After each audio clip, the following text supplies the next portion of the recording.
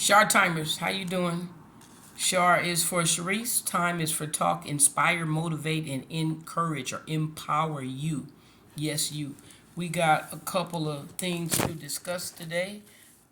Yesterday was a live, and thank you all who joined, and thank you for watching even after the video had finished. Okay, this is another similar one. So basically, the topic is discussing different topics, just discussing different issues. And I just have a couple of things to talk about. So one thing is self-expression, which is what I'm doing right now. Self-expressing myself the way I see things and hoping to resonate with some of you and click and you guys kind of like hear what I'm saying. You get it. You know what I mean? So the first subject is cooked food. Cooked food is dead food. Yeah, I said it. Cooked food is dead food. Some of the food you cook is it's alive, but it's dead by the time you cook it. Now I'm not talking just about lobster, okay? Because you can put a whole lobster in there and that sucker be dead. That sucker be alive, and you put him in that boiling water. Whoo, you're killing him. Sometimes you hear him crying because he was alive, but now he's dead. Well, I'm not just talking about seafood or lobster. I'm talking about seafood. Eat what you see. I'm kidding. Um, how about whatever? What's dead food? Hamburger meat, steak, hot dogs, chicken.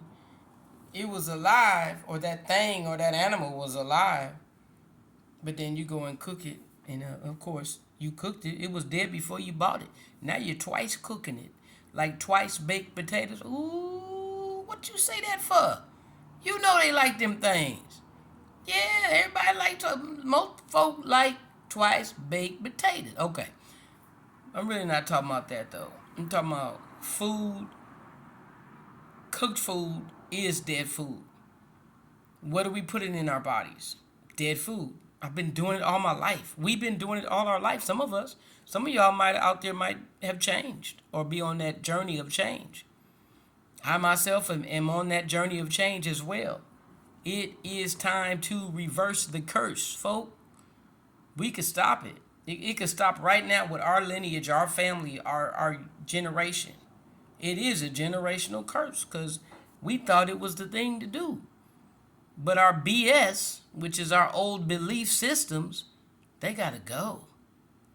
Otherwise, we just don't know. The Bible says, my people perish for the lack of knowledge. Wow. And it also says in Genesis that you shall eat every herb-bearing fruit from every tree that have seed. Every herb that have seed. It goes something like that. But I have had so many rebuttals about that my whole life, about when I quote the Bible or when I say why I'm doing something, why I'm doing something. I'm not telling y'all this to expecting you to change. It would be nice. That's on you. I'm not trying to change nobody. But guess what? Self-expression is real. And that's all I'm doing on my YouTube channel. All right. Cooked food is dead. You are what you eat. We have a live, living vessel here, which is the temple of the Holy Spirit, and I truly believe that. Oh yeah, I believe it. Holy Spirit lives within. The kingdom of God, or the kingdom of heaven, is within. It ain't up there. First of all, the kingdom of heaven is not up there. Kingdom of heaven is within you. Says that too in the Bible, okay? Anyway, you could do whatever you want to do. If you want to change, you could change.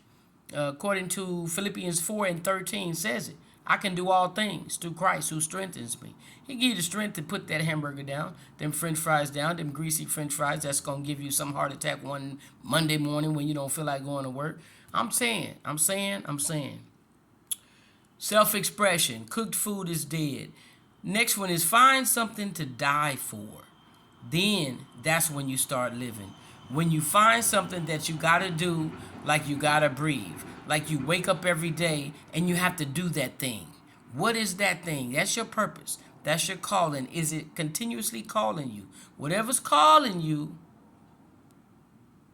wow, it could be addiction calling you. So it ain't just whatever's calling you, but it's when you know you have a divine, God-given journey or purpose to go on or to be on.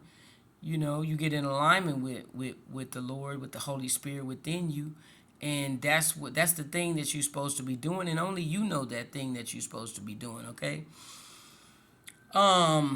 That's what you find something. That's when you find something to live for, basically.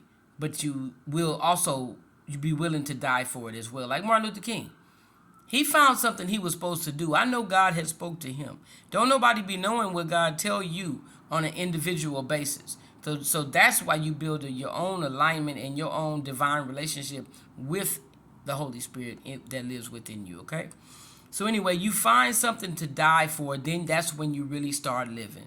People are depressed because they haven't found something to live for, or people are depressed because they haven't found their purpose or something to die for. A lot of people are depressed. Depression and anxiety is real. That thing is running rampant, just like the drug epidemic. It's running rampant, taking a toll on folk. I'm telling you. All right, and the last, I believe, subject I wanted to discuss is go back and recreate yourself. You really can recreate yourself.